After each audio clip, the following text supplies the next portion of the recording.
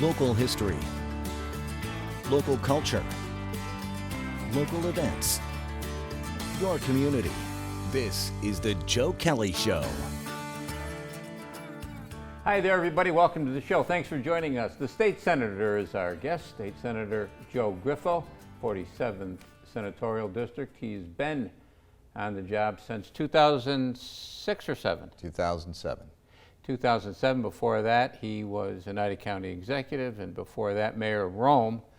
And what's the toughest of the jobs, or is it just not even compare? I think they're all challenging in different ways, but in the executive branch, you're on always. We see this now with some of the emergencies that take place where the mayors, the county exec have to be on scene and available to direct resources. And we're fortunate to have some good people in office. And the legislature, as you know, because you worked there. Long time ago. Yeah, you're working though long days, but you don't have those middle of the night phone calls that you normally would get in the executive branch. So all of them challenging in different ways. Local officials are the most accessible because people know they can get into the county office building or the city hall to bring their problems directly to the mayors or the county execs. So yeah, you know, you remind me of something. It had to do with Rome. Hillary Clinton came up there and on a tour. Forget what year it was, but she was really she was senator, I guess, New York State senator, a New York U.S. senator from New York State, and she was at really, I think, the height of her popularity. And boy, the press was all over her, and she attracted crowds. And I was up there. It was at the oh boy, I forget what building it was at the former Griffiths Air Force Base. And somebody next to me said, "Don't you feel bad for Hillary with all these people around?" I said, "Don't feel bad for Hillary. Feel bad for your school board member or your town councilman, because those are the people that other people can get at. They can't get at her unless she wants them to." yeah, the local officials have so much demand and responsibility because of that accessibility and the visibility that they're here and everywhere. Now when you go to, it's kind of funny though, when you go to smaller states, you see that obviously with governors too. Like I've been to states like Vermont and Rhode Island where the governor is attending events that here you would have a mayor at or a county exec. So it's relative based upon size and location and a lot of factors. Speaking of governors, you gave me a good segue because I want to ask you about Governor Cuomo. He's having his problems right now. Let me ask, the first question would be, how do you think he handled, in a general way, how do you think he has handled and is handling the COVID problem? Well, I think initially he did well. I mean, it was a crisis and needed all hands on deck, and I think he rose to that challenge. At some point in time, though, I think when you amass that amount of power, it concerns me at least, and I think there was a time where we began to see a change in the manner and method in which the crisis was being confronted. And we have three co-equal branches of government, and a lot of power was vested in the executive as a result of not only his constitutional authority, but also the legislature ceded additional authority to the governor with a time-specific period. My concern there was we began to see many decisions that I believe were arbitrary, that were inconsistent and ambiguous in many instances. People questioning like, was this really based on the clinical science or political science? For instance, when you can go to a facility and sit down, it was okay, but to stand up, you couldn't do it. You know, you had to buy food as well as a beverage. So there were a lot of things that I think brought attention to how they were conducting the business of the handling the challenge of the pandemic. So it began okay, but I think as it went on, I think you need those checks and balances to establish the relationship between the executive and the legislative branches. The judiciary, as you know, play a role, and they did during this crisis. So I think it's mixed marks. Like I said, initially we rose to what we needed to do, but then at that point, you need to have that communication. It kind of eroded, and I think that caused more consternation and problems. Well, speaking of communication, Oneida County Executive Pacenti was sitting in that chair not too long ago, and he complained about that. He said the governor stopped communicating with people on his level. Yeah, and I think that's unfortunate. And I think County Executive Pacini has done an exceptional job in running the local efforts here. And a lot can be learned by that conversation and ongoing communication. For instance, even with the distribution of the vaccine, they initially left the counties out, and the counties have the responsibility of public health. So his points are well made, the county executive, and I don't understand why the governor didn't communicate more directly. At the time, the national government was communicating directly with governors, the president, the vice president, and I think likewise the governor should be able to speak to county executives and mayors, you know, at least occasionally during such a crisis, as opposed to delegating that to staff.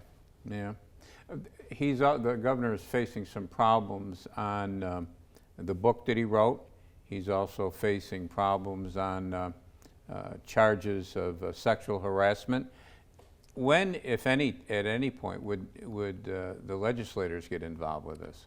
Well, we will if the impeachment process took hold. Do you think it will? I'm skeptical of the way the Assembly has been handling this at this point in time. I know that you want to move deliberatively, but they've actually gone at a snail's pace, and many people have been discouraged who should be participating as potential witnesses. So the way that process will work relative to the Constitution is it would have to originate in the Assembly, and they would have to bring the charges, and then a trial would take place in the Senate, and the Court of Appeals would actually sit in as jurors, as well as the Senate, with the exception of the Chief Judge, who will serve as the justice that oversees that, should that take place. At this point in time, I don't see the Assembly moving forward in this because they've really been dragging their feet. They have enough evidence. There's a lot of money that's being spent on this at this point in time. The governor is somewhat beleaguered, but continues to go on. The problems I have with this is you can't be preaching something and then not practicing what you preach, and that goes to the sexual harassment policy. The origins of this policy came from his office. I mean, so to say now that while I was unfamiliar, I didn't realize it was making them uncomfortable, that's unacceptable. And then relative to the book deal, I mean, that hopefully will determine what happens there, but that's a misappropriation of state resources. And then finally, the nursing home scandal is the most egregious, in my opinion, because people's lives were lost based upon a policy that we questioned, that we urged they reconsider, and yet they continued to double down. And as a result of it, you were putting sick people with healthy people, and we saw a lot of life lost. Yeah. When we come back, we got a whole bunch of other things to talk about, including, I want to ask you, for months they've been doing some construction work down at the state office building. I know you're not directly involved with that, but give us a briefing on that, and also Riscony Boulevard. I know you're the ranking member on the Transportation Committee, and tell us about what DOT has done and is doing down on the Riscony Boulevard. State Senator Joseph Griffo is our guest, 47th Senatorial District. It stretches a long way from about Route 20 in the south, way up to the Canadian border. Short break, right back.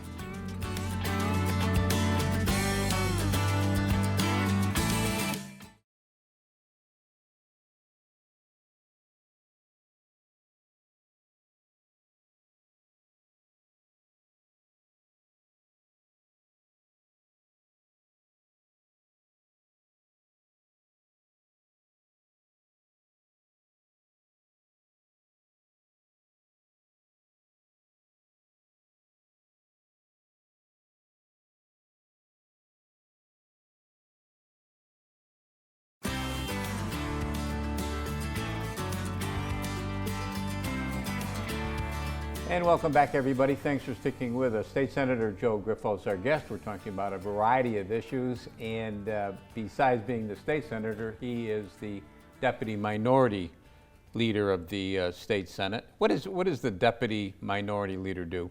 Well, I never have to correct you, but this time I will. So I was deputy minority. Right. I stepped down. Yes. I stepped down as deputy, and the responsibilities there is managing and running the floor as well as the conference. In the leader's absence, but with the pandemic and with a lot of personal and family responsibilities, I had relinquished that and chose not to run for leader, actually, because the leadership was open. And in this role, I was asked to serve as an assistant leader because of my seniority and time there, and I agreed to do that. So basically, it's just kind of in a top-tier leadership advisory. But you like that kind of stuff.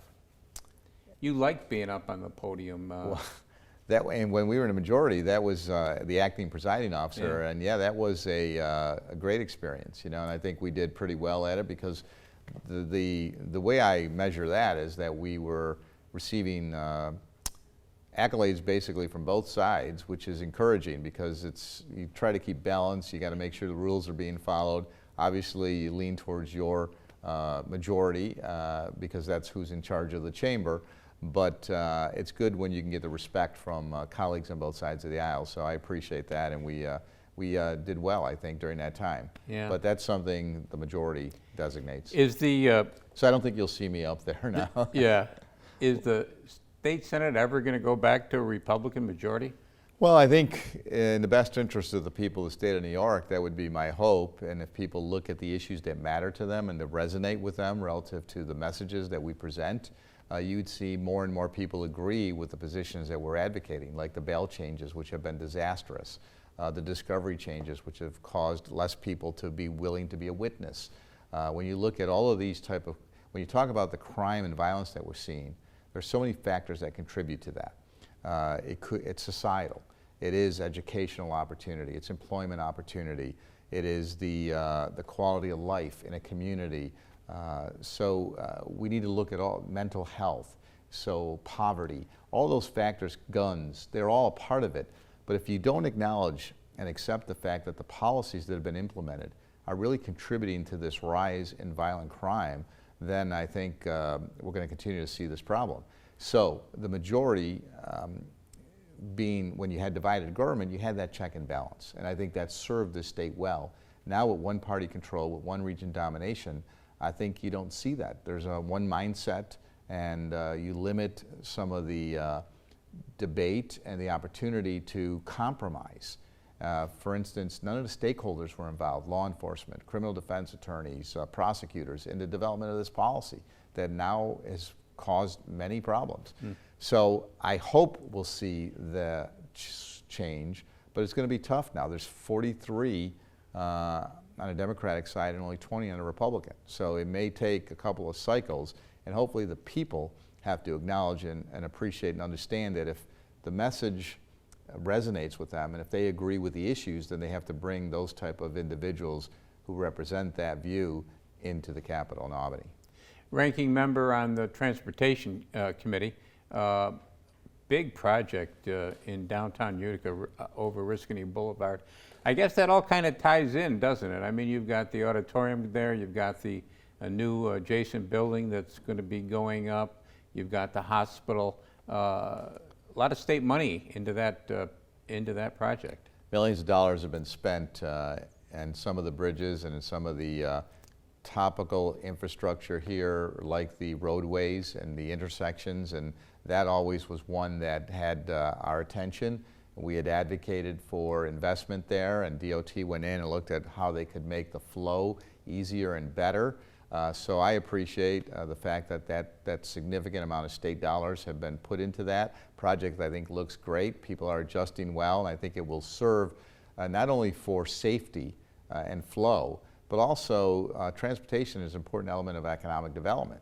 So that was a good project. I'm hoping we're going to see more of this, Joe, when we look at the infrastructure bill, and that's why the infrastructure bill has to be purely on infrastructure, in my opinion, in Washington. To engage now in other aspects, I think is wrong. Let's focus on the need in bridges, in roads, in rail, in energy lines, in water, in sewer. That's where we need to invest, and that will make a tremendous difference in our nation. So I hope they will focus on that purely. Not all the other things that are being talked about. You try to put all the programs in, as you know. Right now, if we focus on that and get federal money, augment that with state money and some local participation, we can see some transformative projects. And you remind me of a bill you had, and I can't remember the status of the bill, but you had a bill in the state that would stop that, where you would load on other things onto a bill, and if you wanted this, you had to pass that, even if you didn't want that. What happened with that bill? It didn't go anywhere because people talk a good game, but then when it comes down to it, this gives them cover. They call these omnibus bills. They throw a lot of things in, so you got to go with it. If you like more than you don't like, you vote for it. So I just think that it'd be better if we voted things up or down. We do that in the budget a lot too. They'll throw in policy in the budget. So we'll continue to advocate for these changes, but right now things are pretty much the same. Well, one bill that did get passed, and it got passed this week, was one of those old Sunday blue laws. Talk about that. Yeah, there was a bill, and it really came to light during the pandemic. One of my staff, Reed Kinderman, had brought up a number of research ideas of some of the challenges that our business community was facing, particularly as the pandemic was rearing its ugly head over the last year. And one of them was that there's a prohibition about barbering on Sundays. Now we know that last year they were shuttered for a few months, and as a result of that we put legislation to say let's just do away with this archaic law. It doesn't require them to be open on Sunday, but now it allows them the opportunity, if they are so inclined, to function and operate and to be open on a Sunday. So I think this is just another way to help an industry who faced a lot of challenge. Many segments have over the last year and a half. You know, I mentioned Sunday blue laws, and I probably should explain, because there's a lot of people who are too young to know what a Sunday blue law was, but we've got 30 seconds. Tell them what they were. Basically restrictions that were imposed more culturally. For instance, when you could buy alcohol on a Sunday, what could be open or not open. And obviously, as we move into the 21st century, there's always time to review these things and to make them reflect more of contemporary society. Talk about reviewing things. Something's coming up with Woodstock is back in the news, and they used to call you the rock and roll mayor when you're up in Rome. I don't know if you like that title or not, but that's what people were calling Joe Griffo. When we come back, we'll ask him about what's happening with that Woodstock. Short break, right back.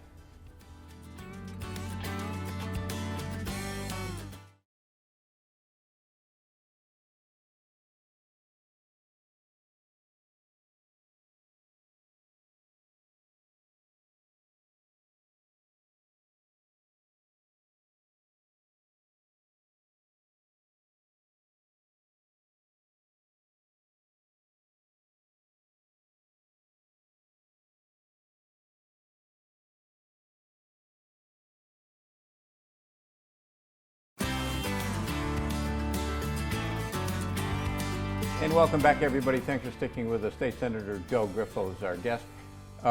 Before I go on to Woodstock, what's the project that was going on down at the state, maybe still going on down at the state office building on the patio there? And yeah, the Office of General Services has jurisdiction, and we're fortunate to have Commissioner DeStito. Roanne was former Assemblywoman, so they do really good work. They run all the operations and maintenance for state facilities and buildings.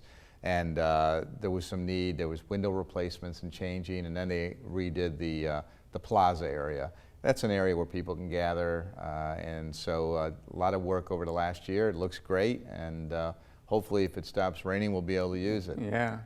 The Woodstock. There's another segue, right? Because rain and mud and Woodstock. And you know, I didn't think of that segue, but you're right. Woodstock, we had Woodstock down in the Hudson Valley, but then we had another Woodstock in Rome. And what year was that? It was 1999, and actually one of the interesting aspects of that was they were plagued by weather conditions, the rain and the mud in this Hudson Valley. So they came up here looking at the concrete infrastructure at the former Air Force Base. And when Rome was chosen as a site back in 1999, then, as you know, we had an oppressive heat wave. And when you're on concrete and it's really blistering hot, it causes some issues. Yeah. So 1999 was the 30th anniversary, and it was the bridge to the new millennium. Yeah, and the same people, or some of the same people that put on the original Woodstock, put on the Woodstock at Griffiths. And did they need your approval to do that? You were involved. Yeah, they came, obviously they wanted the community to be a host, and if we were interested, and I was very interested at the time, mainly because I wanted to see some short-term economic benefit to our area, exposure for the community, and the ability to believe in oneself again, because as you know, we went through a devastating closure of Griffiths Air Force Base, losing thousands of jobs and individuals, right, BRAC, and the Base Realignment and Closure Commission. So as a result of that, I thought that it was the right decision to make, and at that time, and worked with County Executive Yennis and a lot of the local community. And one of the original promoters and organizers of Woodstock, Michael Lang, continued to be involved with it in 1999. In fact, I thought he had found a fountain of youth, because it kind of looked similar to what we did in the pictures I saw from 1969. So yeah, that was the impetus for what took place. And it had I want to go on to what's going to be newly developing here, but it had a tough ending. Had a tough ending, but you know, overall for the 3 days, for the week, you talked about over 250,000 people here, plus really, because that's only within the grounds, and there were people outside too. I think, look, no violence, no destructive behavior is acceptable, and there's always lessons to be learned.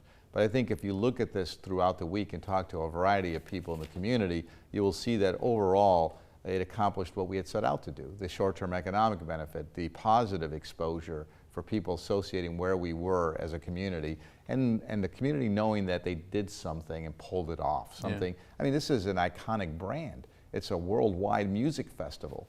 And so yeah, it was unfortunate, some of the fires that took place that night. But that was the last night, wasn't it? It was the last 3 hours or 2 hours actually of the whole event. Yeah, they called you, or I don't know who gave you the title, the rock and roll mayor. Did you like that title? Yeah, the media did, and I accepted it and still wear it. In fact, as you indicated, there's a number of documentaries that are being done now. Not sure why, but they're looking at it, they say, from different perspectives. But one is HBO, which has already been announced and will be airing in about a week and a half. They interviewed you at length, yes? They did. And then another production, which I'm not sure I can elaborate on at this point in time, I was interviewed for almost 12 hours for their documentary that they're doing, which will probably be presented next year, I believe. Mm-hmm. So, and a lot of it, we'll see how it's portrayed. Yeah. Right. I mean, if you look at this, my ask when I was involved is that you do this in a balanced and fair way, where you have to talk about everything that happened, obviously. But I know that there's a propensity to sensationalize in order to. Well, you're a media guy. I think the old adage is if it bleeds, it leads. Right. Well, that's the old saying. Right. So, yeah. I don't know if they do that anymore, but that's the old saying. I can't find a segue to get into this. Mobile sports betting. And that has an impact on us because of the United Indian Nation. And I believe you had some legislation about this. Yeah, mobile sports betting came into the equation a few years ago. Well, first it was sportsbook, and then now it was using mobile sports betting, which is the next, if you expand upon what is allowed and involved relative to the technology. And there was some problems because of the covenants and the agreements that had been made with the compact, and I was concerned that the Native Americans, particularly the Oneidas, were going to be left out, but they had a legitimate role in this based upon their agreement. So we tried to resolve it. I don't know that it was completely resolved the way it should be. And the Oneidas, really, to their credit, not only looking out for their enterprise in this region, but they were willing to work with the state, and unfortunately some of the state proposals were not conducive. Now, the legislature had proposed some things I think that would have worked. The governor's was much more restrictive, so this is still playing out at this point in time, and we'll see how in the end it happens. But my advocacy was to create a balanced field here where they can participate and our region can benefit too. Well, you can't turn on the television and watch a ball game without seeing commercials for sports betting. I mean, geez, it's huge. Yeah, in New York, like in many other things, if you're going to go into something, do it right. Mm-hmm. And we kind of always like put our toes in the water, but don't actually get into the water. And that's a problem here. Like you couldn't bet on New York teams. And I mean, and if you're a New Yorker, you're going to want to bet on the teams that you support and follow. Always good seeing you. Come back sooner rather than later, will you? My pleasure. It's your invitation. Okay, thank you. That's going to do it for us this week, but we'll be back next week. We'll do it all again. Don't forget CNY homepage. Lots of good stuff there. Until next time, take care of yourself, everybody.